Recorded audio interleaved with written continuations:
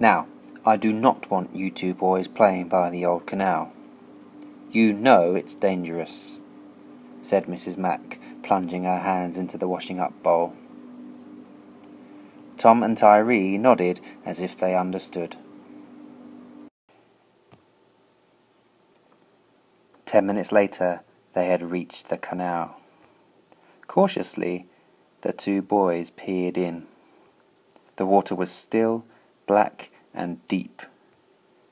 Although it looked dangerous, Tom grinned at his brother. He reached out and grabbed a swing that was dangling from an overhanging branch and leapt out across the canal.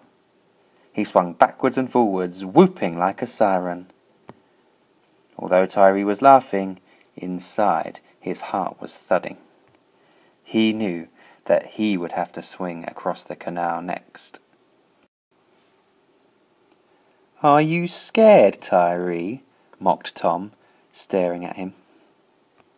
Tyree did not want Tom to think that he was a coward, so he ran back, leapt out, and sailed across the canal, his feet skimming the water.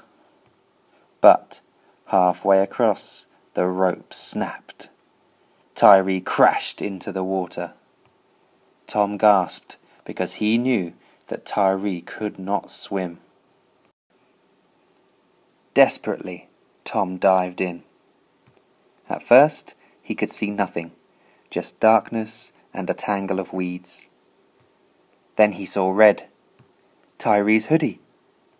Frantically, Tom grabbed an arm and pulled his brother to safety. Tyree lay on the bank, gasping and wheezing like an old man. 20 minutes later, the boys were stood in Mrs. Mac's kitchen.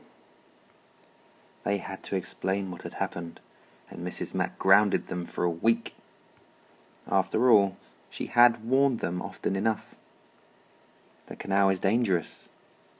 They had been lucky.